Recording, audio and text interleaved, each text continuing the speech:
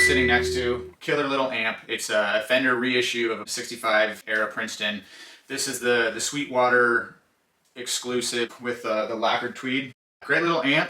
I've owned this amp for 4 or 5 years now. I'd have to look, I don't remember exactly when I bought it, but played hundreds of gigs through this thing. But I kind of wanted to make a video of like a working guitarist review of this amp after owning it a while. The things I like about it, the things that maybe are not so great about it, or that might not be great about it in certain applications. There is going to be some audio where I'll be playing some stuff just kind of to demonstrate what it sounds like.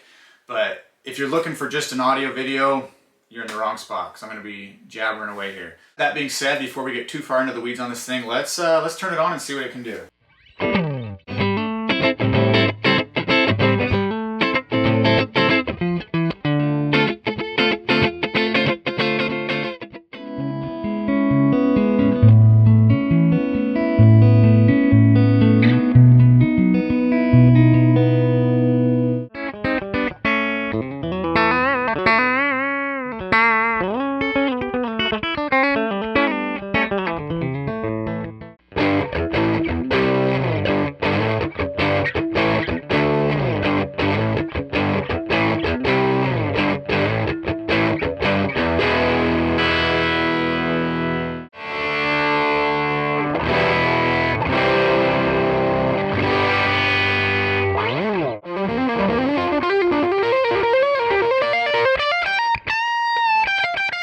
So we'll just get started with some of the pros of this amp, some of the things I really like about it.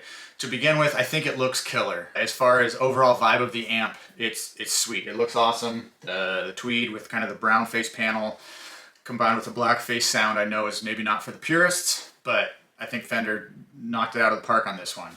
As far as longevity, like I said, I've played probably in the tune of 300-ish gigs on this amp. Traveled a decent amount with it. It's been in the back of trailers and 10-degree weather. It's been on hot stages in 110-degree weather. It's been used and abused, and it's held up super well. There's a few minor scuffs and just some cosmetic stuff, but as far as the actual workings of the amp, I haven't had to have it serviced. Like I said, I'm only 4-ish, 5-ish years in, but it's holding up super well. I couldn't be more happy with it in that regard. Another pro, or another thing that I think this amp has going for it, is in the tube amp world, it's super light. I think it weighs in at 34 pounds. I'll double check that and put it on the screen if I'm wrong, but 34 pounds for a tube amp is on the lighter end for sure, especially if you're looking for something that can still keep up with a drummer, which this amp does super well. We'll talk about that in a second. But in a world where so many people are going to digital modelers, and like the Fender Tone Master series has come out with these light amps that are in the 20-pound range. If you're looking for a great tube amp, you still want the tube tone, but you don't want heavy, I think this is the perfect balance for that. So another thing that I think is a great plus, or a great pro for this amp, is that it is plenty loud. And we'll dive more into the volume topic when we talk about 12-inch versus 10-inch speakers. But for now, just know that this amp can get super loud. Like I said, I've played all sorts of stages with this thing, from small dinner sets to crowded bar stages to large outdoor concert venues, and this thing keeps up, regardless of what the situation is. So the last thing I would put in the kind of the pro category is the obvious, that it does the Fender sound very well. The one caveat being the speaker in it it's a Cannabis Rex, and we'll get more into this too in the speaker debate, but the Cannabis Rex is going to be a little bit more mid-rangey than maybe what you'd expect from a normal stock Fender speaker, like a Celestion or a Jensen, right? So the Fender, the classic mid-scoop Fender sound, this does that great with just maybe a little bit more mids than what you might expect. Maybe that's good for you, maybe you don't like that. A speaker swap would be an easy solution to that either way, but just be aware of that.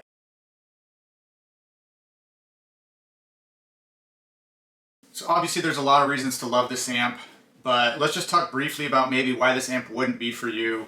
The first, hopefully being obvious, if you're looking for like your actual standard Princeton sound and look, this isn't it. They're going to be black face with the black Tolex and all that, and they're going to have a 10-inch speaker. So if you're looking for kind of like the purest of the pure as far as all that goes, I'd go with a stock or a more standard one than this. But like I said, that's going to be kind of a preference thing. That's up to you. Another thing that might be a deal breaker for some people is this amp has no effects loop. So if you're looking to run delays and stuff like that kind of post the preamp, then this amp might not be for you. Another thing, and I included this in kind of the pros list, and I'm going to include it in the cons list as well, is that this amp is loud. And reading through just the reviews on Sweetwater specific to this amp, and then also I was looking through kind of some forums and just guitar pages, but there seemed to be a common complaint, which I kind of find hilarious, that this amp is too loud for bedroom settings. So there's a misconception maybe when, right, maybe you're used to playing 100-watt stacks and you think, oh, I got a 15-watt amp here, it's going to be pretty quiet. No, this amp is very loud. So if you're looking for something that's going to break up nicely at bedroom levels, this is not the amp for that. I don't know the exact science and math behind all of this, but a 100-watt amp and a 10-watt amp are not going to be 10 times different in volume. It ends up being close to almost double in volume, which is still a big difference, but these things are still going to scream. They're not going to be 1/10 as loud as your 100-watt tube amps. I'll go through kind of a little bit later, and I'll play at different volumes so you can kind of see when it starts to break up, and I'll have a decibel meter on screen so you can see exactly how loud it is. But yeah, do not buy this amp thinking that you're getting a great practice amp that you can have your toddler sleep in the next room and you can crank this thing and everyone's going to be happy, because it will wake up the neighbors. A couple more things as far as like the cons go. The Cannabis Rex speakers are notorious for taking a while to break in. Every speaker that you buy brand new, regardless of who makes it or what style speaker it is gonna have some break-in time. Normally all that means is at first the highs are going to be a lot more pronounced, so if it sounds harsh at first, it might be that the amp is harsh, but it might also just be that the speaker needs to be broken in. So if you buy this and get it right out of the box and it doesn't sound great to you, you kind of have a conundrum in the sense that, do you return it right away or do you play 100 hours through it and then see how it sounds and see if you like it more? Well, you might not be able to return it at that point. But just buy that knowing that these speakers do take a while to break in. A lot of guys will leave them in the garage overnight and just run music through them to break them in. But that could be perceived as a potential negative for this amp. The last thing I would say is in a live setting, it's kind of a one-trick pony in the sense it's a single-channel amp, so you can dial in a great tone, but it's not like it's easy to tweak on the fly. Obviously, in a studio, you can get all sorts of different tones from this thing, but as far as playing it live, there's no like amp switching or channel switching pedals. There is a pedal included for the reverb and the tremolo to turn those on if you want those on or off. But in one sense, it's kind of a one-trick pony as far as that goes. You dial in the tone, and that's what you're going to get. You can change that with pedals, putting them in front, but you're kind of limited to that one bass sound. Whether or not that's really a bad thing, a lot of amps are that way, so it just is what it is. But I thought I'd include that in here. It doesn't have multiple channels to select from like some different amps would.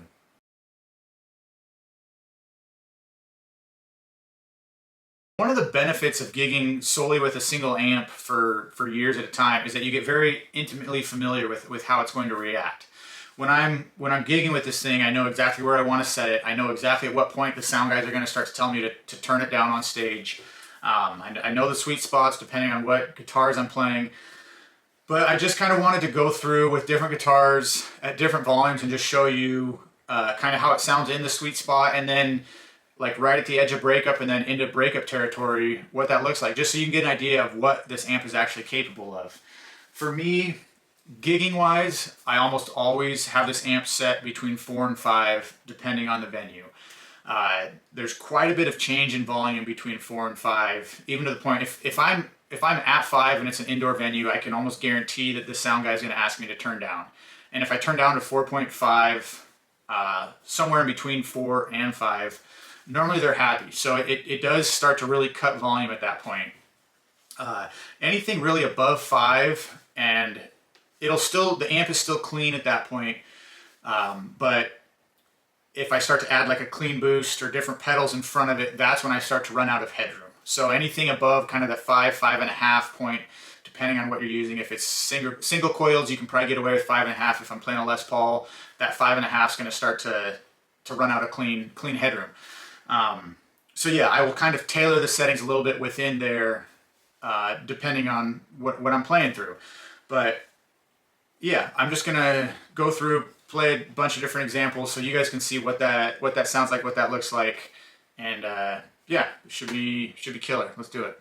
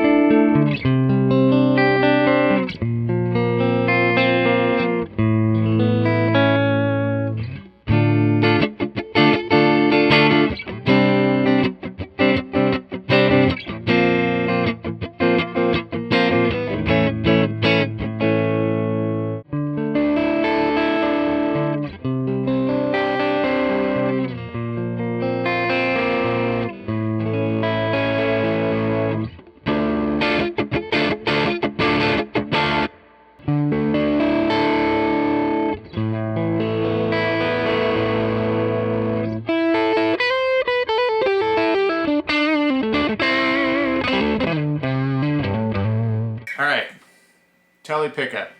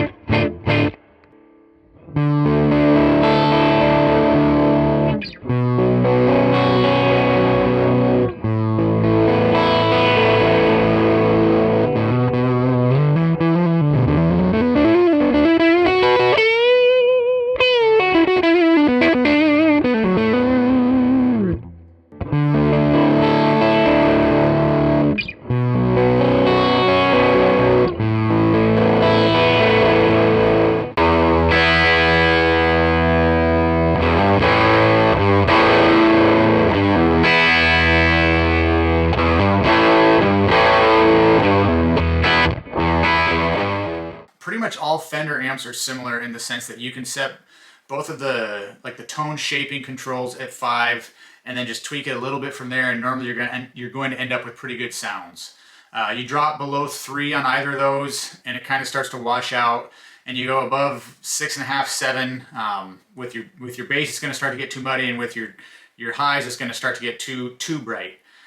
So yeah, normally I'll set them both to 5 and then go plus or minus 1, just kind of depending on the style of music I'm playing and the style of pickups I'm playing in order to achieve a sound that sounds good. But normally it doesn't need much tweaking either direction of 5 for those. So pretty straightforward on these Fender style amps. It's nice. So as much as I'm hesitant to kind of open this can of worms, I don't think a discussion of this amp would be complete without at least trying to address the topic of 10-inch speakers versus 12-inch speakers. The elephant in the room here is this Princeton comes with a 12-inch speaker, which historically is kind of unorthodox.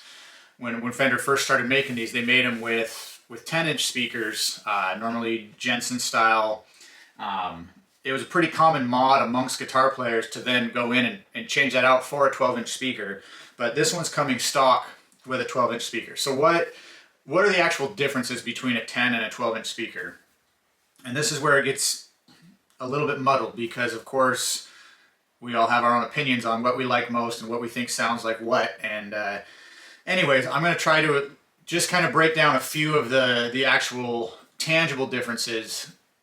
Maybe you want to get a Princeton, but you don't know if you want a 10-inch model or a 12-inch model. So hopefully this can kind of at least get you thinking about some of the things. The simple one, and it's not a huge difference, but 12-inch speakers are going to make it a little bit heavier. Just you have a bigger magnet. Something to consider if weight is a huge issue for you. But more importantly, I think the biggest difference, especially on an amp like this, is a 12-inch speaker is going to be louder. And quite a bit louder, actually. So I don't know the exact science behind why that is, but I'd imagine it has something to do with a larger magnet moving a larger cone, moving more air. 12-inch speakers being played from the same power amp are just going to be, they're going to be louder than 10-inch speakers, which can be a huge benefit if you're trying to fit in a band context, right? Where you're playing with a loud drummer, or maybe you got another guitar player. And so the 12-inch speaker is going to give you a boost in volume over the same amp with a 10-inch speaker.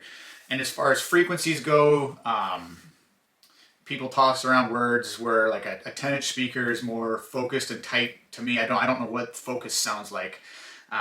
Something that I do think is a little more tangible is a 12-inch speaker is going to add a little bit of frequencies at the low end, where a 10-inch speaker will roll off a little bit faster. That can lead to muddy low end, depending on the guitar and the speaker and the pickups and all that. The nice thing is Fender included a bass control on this amp, so that's not a deal breaker as far as 12-inch speakers go. Obviously, a ton of amps use 12-inch speakers, so whether or not that bottom end is an issue for you is also, it's going to be a personal thing that you're going to have to listen to, do some A/Bs and see if you like them or not. But yeah, as far as the 10 versus 12 debate, there's no right answer. Just like there's no right answer in which speaker you want to put in these things. This one comes stock with the Cannabis. Like I said, this one, or the Cannabis in general, is known to be a little bit more mid-focused than maybe a Jensen would be, or even a Celestion. All that comes down to personal preference. So there's no wrong answer here. Hopefully that can kind of at least give you some direction into how this stuff's going to affect an amp and how it sounds. And that way you can make the most educated decision if you are looking to purchase one of those things. One other thing to note, kind of in the same vein, not to do with speaker size, but the wattage of the amp. Everywhere you see online on Sweetwater's description page, these all say they're 12-watt amps. And the amp itself on the back says it's a 15-watt amp. Now, I don't know how to address this discrepancy. I'm assuming Fender put 15 watts on there for a reason. I would imagine it is indeed a 15-watt amp, but just be aware that that discrepancy does exist. I've read on some of the forums that the difference between a 12-watt and a 15-watt amp is pretty negligible, and even in a lot of cases, a 12-watt amp can put out 15 watts. So it might just be semantics. Not sure it's a big deal, but that is something that I found interesting. All these amps are labeled 15 watts on the box itself, but the listing online has them all at 12 watts. Two other things I just want to touch on, just in general about this amp. The Fender amps, some of them are 2-channel amps. Like a Deluxe Reverb has a clean channel and a vibrato channel, and they're distinct, separate circuits. Some of them share the same parts, but they're separate. The two inputs on this amp are sharing, it's the same channel. This is not a 2-channel amp. The second input on these Fender amps, what it does is it gives you a bit of a decibel cut, normally around 6 dB. So, I know we talked a little bit earlier about like good tube tone at bedroom volumes. That second input is going to give you a little bit quieter signal. So that is something I want to clarify, because there's been confusion on this stuff in the past. These amps are single channel amps with just 2 different inputs. The other thing I thought just worth mentioning, this is the Sweetwater exclusive, but lo and behold, it turns out Guitar Center also has their exclusive version of the same thing through Fender. just with a different speaker. It's $100 more, and instead of the brown face like control panel where the knobs are, it looks like from their pictures that it's actually a black face, which to me, I think the brown face kind of matches the grill cloth and the look better. But if you want a different speaker, and you don't want to mess with changing it out yourself, Guitar Center apparently also has their own exclusive thing with Fender where they sell a tweed 12-inch speaker Princeton. So it might be worth looking into. So hopefully this kind of helps steer you in a direction. If you came to this video wondering whether or not you wanted to purchase this amp or an amp similar to it, hopefully now you have a better idea. If you can get your hands on one, I would highly recommend it. But yeah, that's all I got for now. I appreciate you guys checking out this video. I appreciate you hanging out. Keep on practicing. Keep on buying gear, because what else are you going to do with your money? And yeah, that's it. We will see you all in the next video.